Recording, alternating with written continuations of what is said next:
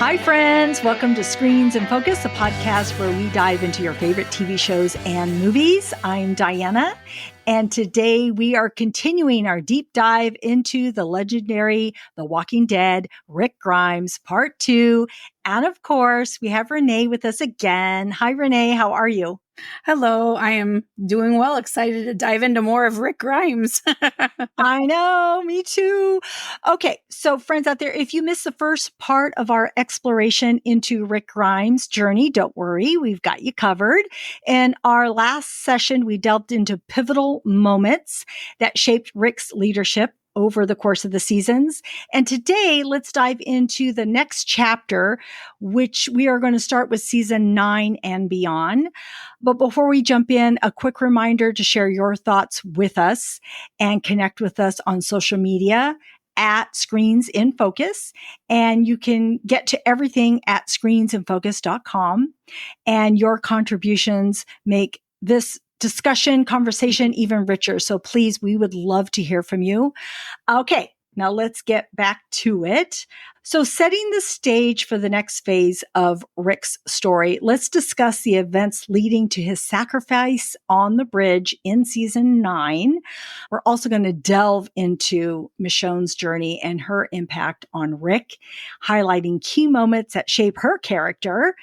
And so in season 9, there are events that led up to Rick's sacrifice in season 9. So let's also touch on Michonne's reaction and the anticipation surrounding his fate. So Rick and Daryl's relationship at this point is kind of fractured, which I had forgotten about. Mm-hmm. So I do want to touch upon it. So what stands out to you about Rick during this time? Well, one of the things is I had watched the episode where Rick and Daryl have that fight, fall in the hole and all that kind of stuff. I'd seen that not too long ago for another article I was doing. And so that was one of the first things I thought about when when I was reading what the topics would be. And I was thinking about how their relationship had suffered a little during just conflicting ideas and things like that. And I think that leads to why Daryl goes in search of Rick for so long, because he kind of has some guilt on how they ended things, not knowing that was the last time he'd see Rick, And so I think that goes back to a lot of why he spent so many years searching, because he just had to find out for himself that he was really dead, that he was, and that stuff. So I thought that was a very pivotal thing in Daryl's, just his journey. And when we first meet Michonne, just this, another thing with, her reaction, I think back to that when I always say, it was far from love at first sight for those two. They were at odds at that point, but they had their common enemy, like we discussed in the previous episode. And, that started the base for their, relationship, not necessarily on the romantic level, but as, respect and things like that. But Michonne's reaction, as a wife, it was so gut-wrenching. It was just a little bit. We didn't see her for very long, but just that tiny moment, it was like you just felt for her, because like, oh my God, we're all freaking out. It's Rick, Of course, everyone's like, what's happening? Yeah. And so Denai did such an amazing job, and it's just that brief clip. But it was very impactful to see her reaction to that, because their relationship, to me, it was always based on this trust and this respect, which is what you want. And even in a romantic, you need that, And so, her reaction was just, wow, that was incredible and gut-wrenching for everyone watching. I love being reminded of what happened also. So I went back and watched the episode, and I had forgotten at this point Daryl and Rick's relationship was fractured. I really did. I forgot about that. I knew Maggie wasn't happy that Rick let Negan survive. I had forgotten Daryl was behind her and backing her on that, but it makes sense because he feels guilt over what happened to Glenn, right? So he's feeling it too, because he thinks, oh, it's because of what I did. That's why Glenn isn't here anymore. And then also Jesus was also with them in that, but it seemed even more peculiar for Jesus, because he wasn't even a part of that. But He, I just always felt like him and Maggie just had, a connection, yeah, so he was going to back her, yeah. And he So was, and he did have a lot of background with Negan, at the hilltop. So, that's true. Yeah. that just occurred to me too. So anyway, go ahead. But Jesus doesn't remind me of that type of Yeah, person, though. true. Yeah. Even though he feels like that, you never really saw him going out Mhm. and avenging people. Mhm. I don't know. I feel like he had a different way of approaching Yeah. things. And it could So, just be Maggie, that connection with her, trying to yeah, support her. because he does say, Jesus does say, I hear what you're saying. Because when she's taken off to go to the jail to face Negan, when this is all happening, he's like, well, I'm backing you, but I want to make sure you're making the right decision for yourself, Mhm. because he doesn't want her to do something that she's going to regret. Yeah. So he does sort of try to instill that Yeah. inside of her. But like you said, Rick and Daryl, they're out to, because Rick gets the word that he's got to go, something's happening, that Maggie's on her way. He's got to go do something. And of course, Daryl takes him, but then Daryl's taking him another way. And then they get in that big fight. I'm like, oh my God, they're going to physically fight. And Daryl's probably thinking, oh God, this is Merle all over again, having a fight with my brother, Yeah. right? Not that Rick is Merle, but just that brotherly Yeah. fighting thing. And they fight. And of course, they get thrown into that hole, and then they have to fight to get out. And even though I know they're going to survive, I was scared and screaming underneath my blanket. I'm like, don't let it get you. Don't let it get you. But so much of when you were talking, Renee, I had chills because everything that you were saying, I felt that too. And even in our previous session where we talked about a lot of the initial happenings in the initial seasons, I was getting chills as you were talking too, because I'm like, oh my gosh, I totally feel that. I get that. And you were talking about how Michonne's reaction here to seeing Rick do what he did, and Daryl's lip quivering after he thinks he's been blown up. And mind you, at that moment, we don't know what happened. We don't know. We're like, oh my gosh, Rick can't be dead. Is he dead? Is this how he goes out? What's he doing? And we also see Rick's journey in that he is, as he's losing blood and trying to get on this horse and lead those walkers. I'm not even sure. He's just trying to lead them away at the moment, right? But he, is hallucinating all these different people that have impacted him. And of course, a majority of it is Herschel. Yeah. Which I really appreciated, being able to see Herschel again, and how, just how all of that happened. And we see Sasha, and we do see Shane. And it's funny because Shane's all like, yeah, you did what I expected you to do. It's like, finally you got up and you did that to me. But that's what I wanted you to do, Rick. So I just really liked seeing all these people back. Because of course, even at the time, they didn't know what was going to happen with Rick's character either. Right. So I'm glad that they showcase his character and in the way that it did. And to see, Rick flying off in that helicopter, I just remember I was screaming with joy because I'm like, he's not dead. He can come back again. So who knew it would take this long? Yeah. And of course, we do see that Judith is grown. Oh, yeah. And I remember loving that too, because she was such a Grimes, right? She puts on that hat, saves those people. Has her dad's gun, has her teeny little, little katana. Yes. Yeah. It was so great. So it's that whole legacy, right? It's that whole Grimes legacy. And so it's just very cool to see it. Okay. So I think we can shift into Michonne. So let's delve into her journey and how she left this indelible mark on Rick.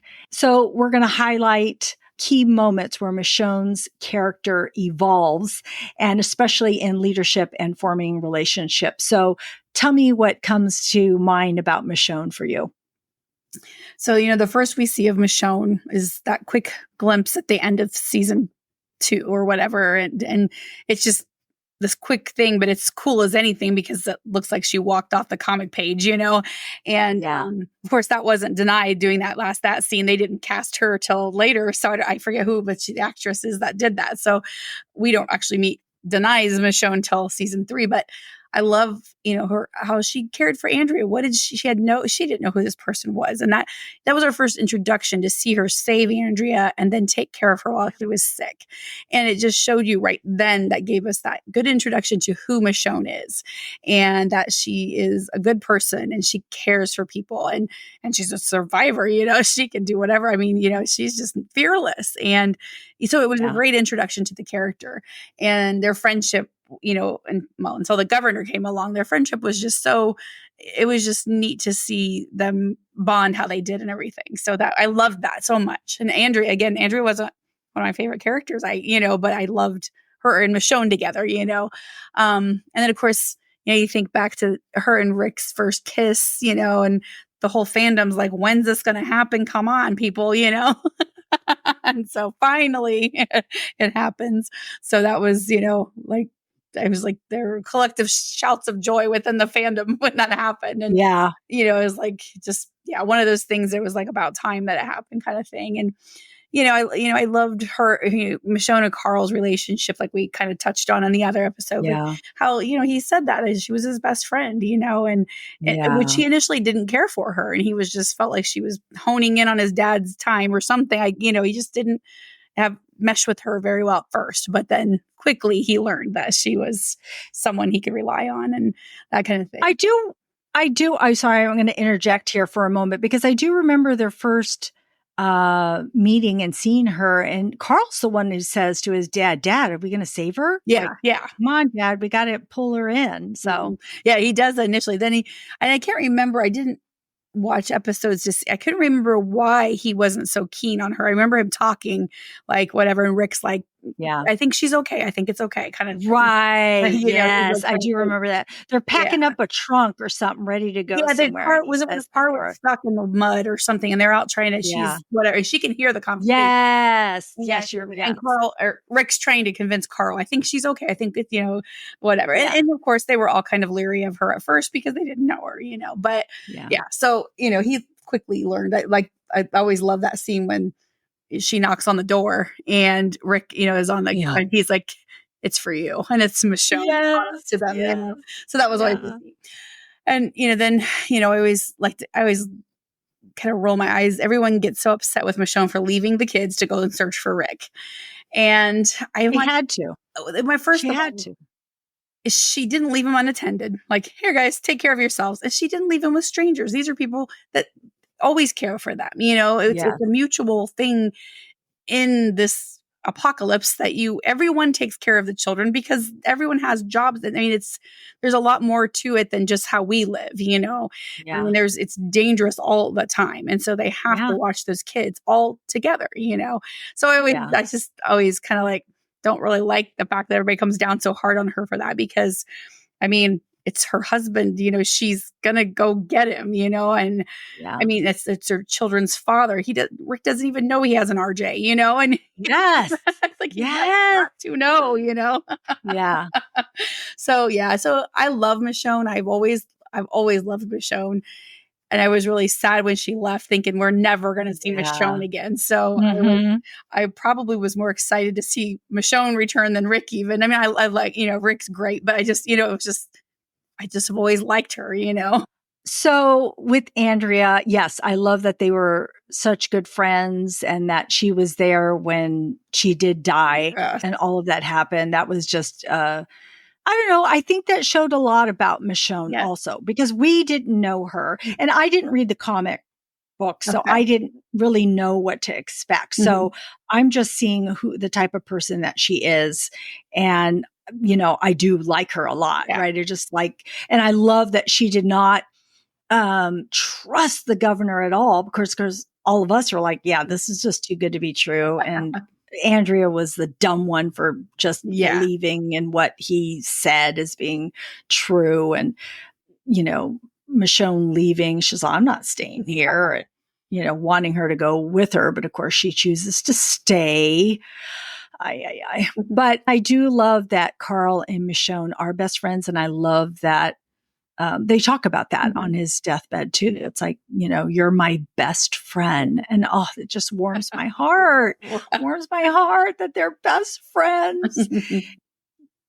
Also the part with that Maggie going to Negan to do what she needs to do, and Michonne trying to stop her, but then at the same time, Maggie's able to appeal to her, and Michonne's okay. And, it's probably against what Rick wants, right? But she's face to face with Maggie here, and she's doing what she thinks needs to be done. And she needs to face this and do it, because Maggie's all, I can't live like this anymore. I tried already. It's been a while. I can't get over it. I need to face this. And that is what Maggie needed at that time, was to face him and to see Negan in the way that he was. He was broken, and he wanted her to kill him at that point. Yeah. And then she's like, shit, this is no fun. Not when you ask me to do it. I want to do it now. Yeah. She's like, oh, wait, it's more hell for you if you stay alive. Yeah. So maybe that's what we'll do. But again, I had forgotten about all those pieces. So it's kind of good to see it again, because we also, that could be another episode of Maggie, dealing with all this and all the back and forth. But in watching all that, I would really highly encourage people to go back and watch it, because then you'll really see. When I went back and saw when Negan killed Glenn and Abraham, it burned me up so much inside. It reminded me how much I hated Negan, what a bad guy he was, the way he approached everything. He just didn't kill him or, them. He just didn't kill them. He was very malicious and very brutal, and just in this mocking way. Enjoyed it. He seemed to enjoy it. That's, people real okay, mind you, I like Negan now. Yeah. So I mean, I don't want people to dislike Jeffrey Dean Morgan or who Negan is now, but really he was super bad. Yeah. So it's, people need to realize, because I know sometimes people are all Maggie, this and that, Maggie, that, whatever. But okay, Maggie has a reason for all of this. So please go revisit those episodes, because they're really pivotal and very important. But back to Michonne. I loved in her final episode, which I just rewatched again. And again, I was reminded of all these things, because it's season 10, episode 13, What We Become. And it's all about choices and who you meet. And if she hadn't saved Andrea, where would she have gone? And of course, they show her joining in with Negan and the Saviors and being the person that bashes people's heads in. And I just loved reading again about how they filmed all of this, right? Because they took some published scenes that they hadn't used, and they used some of those, and then they used what they did have, and they intercut Michonne. And she said she loved playing the villain. Yeah. It was fun to play that side. And so it was nice to see her. And just, if she hadn't helped Andrea, she wouldn't be where she is today. She would not have had Carl as a best friend. She would have not have known Rick and had, this relationship and had this baby, and just, a new will to live. Just listening to all of that, the making of all of that was pretty cool, and how, it was being hopeful, and that letting strangers in. And sometimes that's a risk, of course, because sometimes they've let people in and it's been the wrong letting people in. But then if you don't let anybody in, then you could be alone and not have any hope. So it's just all these lessons that she's learned in this journey of hers, and how she talks about taking a life and that losing more of yourself, which is exactly what Maggie and Daryl needed to hear, because if they just went and killed him, then where have you grown? And is that really going to make you feel better? Is it going to make the pain go away? Not really. That person's still going to be gone. Right. So you need to figure your way out of this grief. That's really the only path for you to get any peace within yourselves. And again, her reward is meeting Rick and being alive, and all of that being life changing. And I do want to talk about Michonne's skills. I think she would be the funnest person to play with that katana and cutting all those walkers down. I mean, I think I counted, I don't think I wrote it here, but I counted where she cut all these walkers. There was a lot of heads that she whacked off. And I thought, just deny doing that too, right? As an actor, doing that and being able to do that, it just must be so much fun, so much skill, so much strength.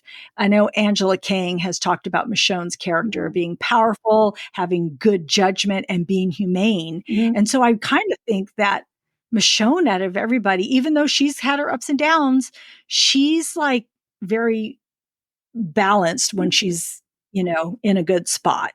Because she can be, right? She can,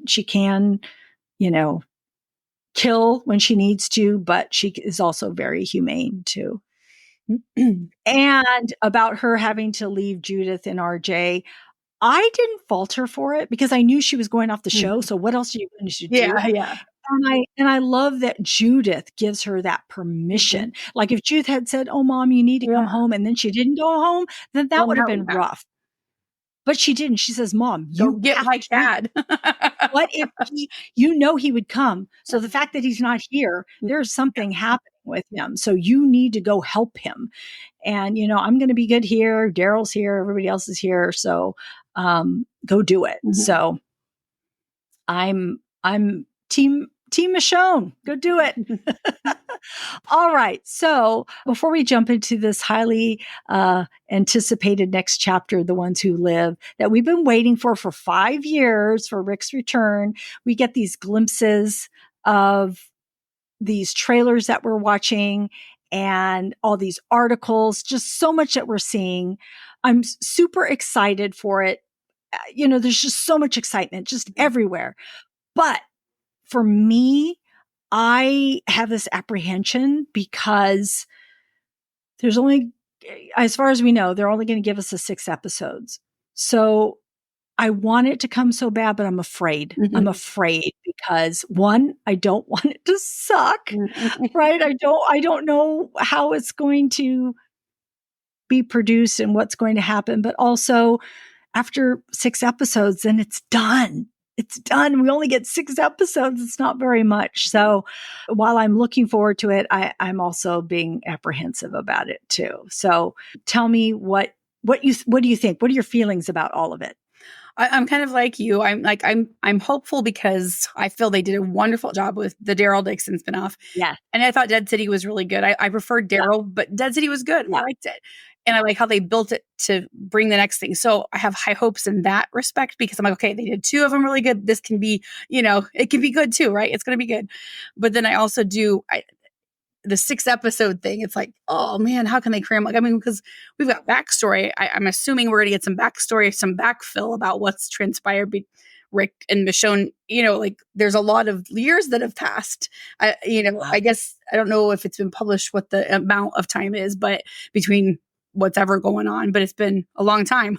And I mean, like story wise, what it's going to be, but we saw a little bit of what had transpired in the final, The Walking Dead, that coda scene after the finale. And so we did see that neither one of them gave up. They were like, we're going to find each other. They both had hope that they would see each other again. But I also, the other side of that is they've both changed a lot in that time. Right. Because they've experienced, obviously she's been searching for him.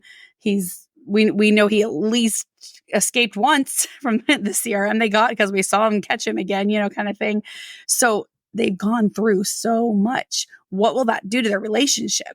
I mean, everyone, it's an epic love story. Yeah, but that doesn't mean that it's a good, I mean, like things. Yeah. So I'm worried about that because like Yeah. everyone is such a, we're all team Michonne, we want Rick and Michonne to be Right. together and we want it to be good and we want them to have a healthy relationship. So it's going to be really interesting to see how that is played out and things. And overall, I don't know what to expect from the series. I'm excited that we're going Right. to see Jadis again because I know I've seen a lot of articles like, is she going to be a friend or foe to Rick? And I'm Right. going to say, well, as always, Jadis is going to do what's best for Jadis because she's sided with Rick until Negan gave her a better deal. You know what I mean? That's just Jadis. And I mean, I feel like she's a high ranking official in the CRM. She's, got to answer to General Beale, who, if you've watched World Beyond, that man is ruthless. Or if you've read the articles, about him, he is a ruthless man that expects everyone to listen to him and do his bidding. So it'll be interesting to see how that goes. I'm excited to see more. We've seen a little clip of him and Rick, and I can't wait to see more of General Beale and Rick. I'm so excited for that. And then there's always, of course, talking about other crossovers and kind of thing, like Morgan is one everyone was, we're going to see Morgan. Yeah. But in my opinion, we're not going to see Morgan because Lenny James has said he's done with Morgan. He's, but he could be throwing us off the track, too. So we'll see. He's done with Morgan in Fear the Walking Dead. Said, I have the quote here. As far as I'm concerned, at this particular moment in time, this is the end of the road for Morgan.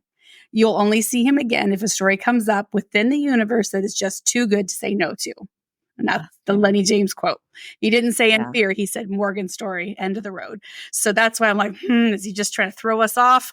And maybe the ones who live is the, a role that's too good to say no to. So it'll be interesting to see. But that was the quote he said when they interviewed him when he left Fear. And I was like, we're not going to see Morgan again. So we'll see. Maybe they'll surprise us. So and we got lots of new characters coming in. So that's very exciting. So I'm very hopeful it's going to be really good, but I am, like you said, a little nervous. I know. And okay. But they want us, of course, we're going to watch, but they want us to watch also, right? So I think they're very vague in what they say to us. And maybe they tell us things that we might or might not want to hear because they say, oh, they've changed a lot. Mm-hmm. So let's see what happens. They are putting it into our minds like, oh, maybe they won't really come together like we're expecting them to. But maybe we'll see that at the beginning and then they'll come together because yes, they've been away from each other for so long. But even with the trailer, Rick is like, okay, I'm living for my family still. I'm still trying to find them, get to them. And Michonne, of course, we see her being that way also, but I don't know. That's why, but so much can happen, right? I mean, it's open to any possibility. So it's hard for us to know what's really going to happen. I think that they have to serve all of us. It's been 5 years. Come on, give us something that we want. And with Morgan, even a radio would be okay. Like a radio call. Hey, Rick. Hey, Morgan, that would be enough for me as far as Morgan, but I hope that they incorporate it somehow because that's where you started. Yeah. And so I feel like if you really want to give it to us, give us at least that. Yeah. The hopes of that. And I know I've also heard where they said, oh, if Rick survives the finale, and that just killed me at first. I'm like, what? And then of course they said, oh, they were joking as they were saying that. But of course, it was said in jest, like, oh, if, you kind of thing, like he can't give anything away, oh, if he survive, so I'm positive. I don't think Rick dies. Well, if he did, I think, I don't think that would be good at all. No, I think that would just cause oh my gosh. And they've talked about a possibility of a second season. So, what that entails, I don't know. I mean, I know Denai was done. She was ready to be finished with Michonne because she's got lots of other things in the works and not even just acting, but she's directing and producing, she did a lot of other things. So, but it could, I mean, she could go off, do something again, and Rick could carry on or something. So there, it's just hard to say what could come next. So it is hard to say, but they are both involved, right? So it's not like this was written and they had nothing to do with it. So they had their hand in it. So I think that the characters are important to them. Of course they are. They played them.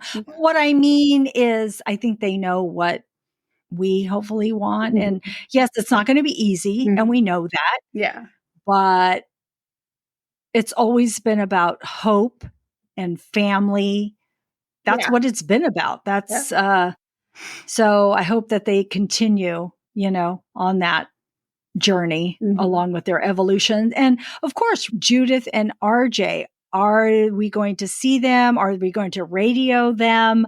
What's going to happen? What is going to happen when Rick finds out he has a son? Of course, I think that's going to fuel him even more like, I need to get home. And, now I still have a family. I still have a family to protect and to see and to make this world a better place. But how are you going to come up against this huge army? That's how are you going to do that in 6 episodes? There's so much. So, yeah. So my little notes that I have here, and we've touched upon them: Rick and Michonne's character evolution, Judith and RJ, Morgan, ? And Rick better not die, ! So that is what I'm hoping so far. Yeah. Oh my gosh. Well, we'll have so much more to share. We will be covering, like I said in our previous episode, we are going to be covering The Walking Dead, The Ones Who Live podcast episodes weekly. And Renee, of course, will be here with me. I'm so excited, Renee, to talk with you as each episode unfolds. It's just going to be it's going to be it. It's going to be it. We've waited a long time. The anticipation is real. I don't know. Do you have anything else you want to say before we finish up our conversation on this? I don't think so. Okay. Yeah.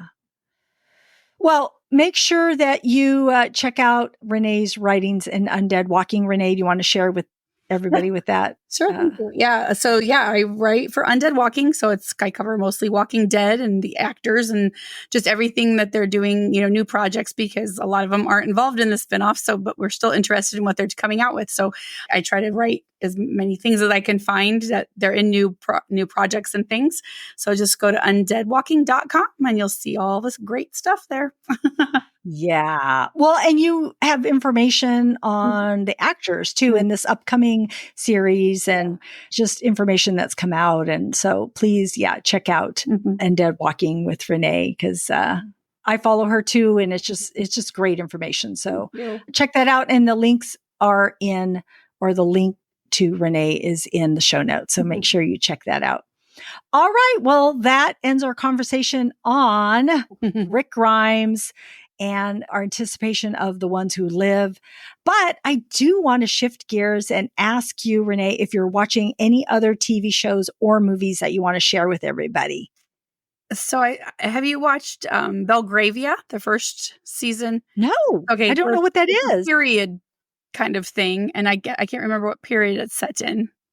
But anyway, so there was Belgravia, and this is the first season is Julian Fellows, who does Downton Abbey. And I guess I didn't check to see about the second, but I think it is because it still has that same feel. But it's called Belgravia, The Next Chapter. And so it's like about the next generation that you learned about in the first. Now you're learning about that. And so the second season it's not as exciting as the first one, but it's pretty good. So I'm kind of enjoying them. But I love these period dramas. I always love them. So just the costumes and everything.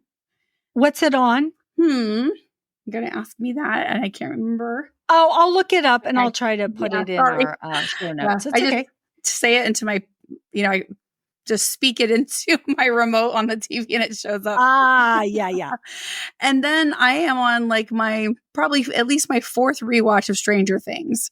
So just every once in a while, I know it's gonna be forever before we get the final season, but I know. yeah, but I thought, well, I'll just rewatch the first seasons. And so, yeah. In watching it back, what did you think? Because I haven't rewatched it from the beginning. I want to, but meaning, because I loved season 4. I loved them all, but season 4 was so good. Yeah, season 4, the first watch, I didn't like it as well as the second watch, and so now I think I'm only on my maybe I'm only on my third watch of that one. Then anyway, I'm liking it better. You know what I mean? Like I think there's just so much that's going on, and you're here and you're there.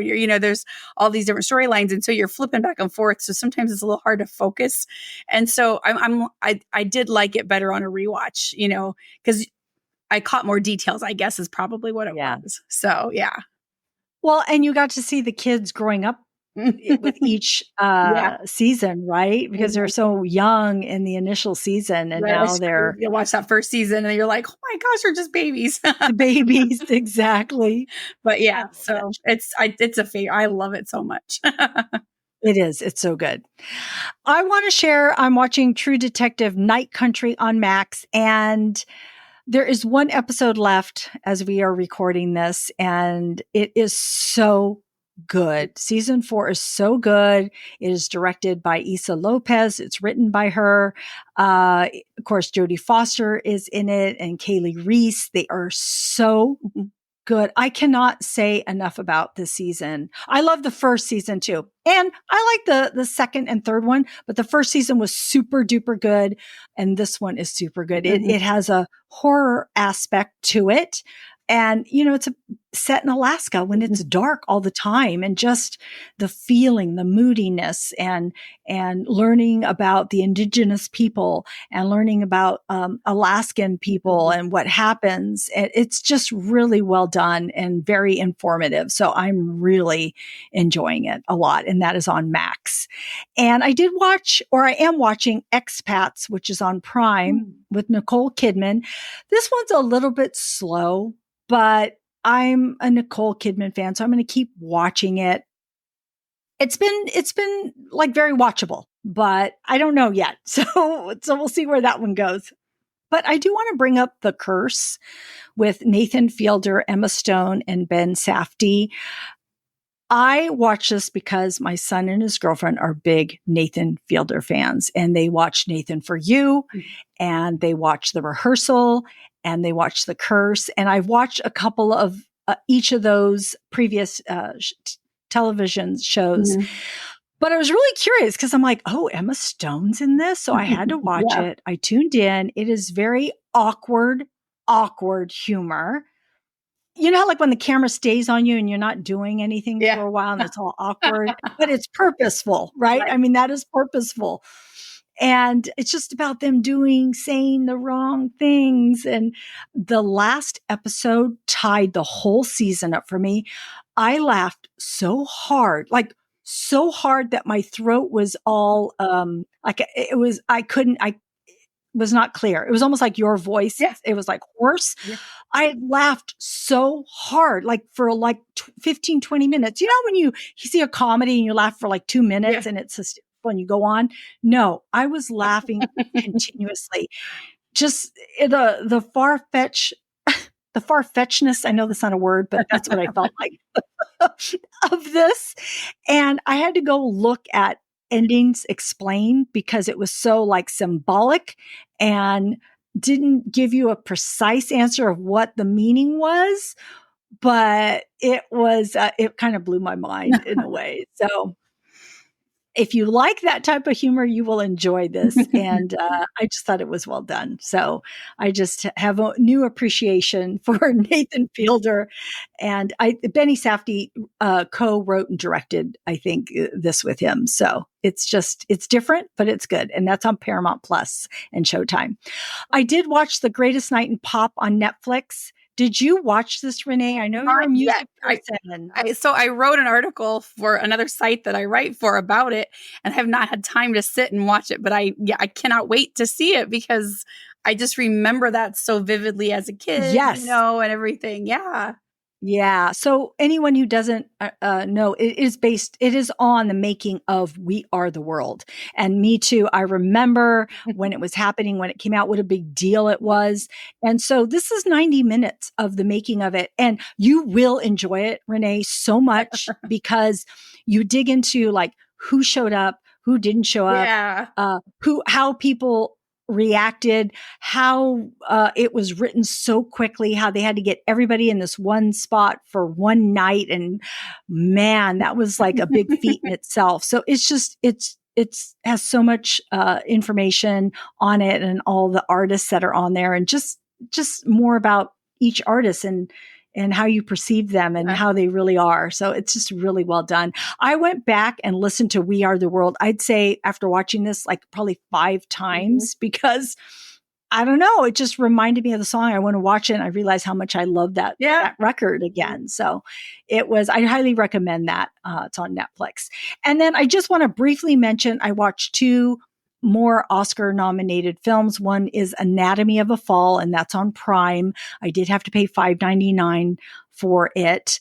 Really well done. I don't want to give too much away, but it's a courtroom. They believe that the wife has killed her husband and she's in the courtroom in France. So it's done differently. It's not like our American courtroom. So, and you just find out all this marital woes that happen and how people handle things. So it's really well done.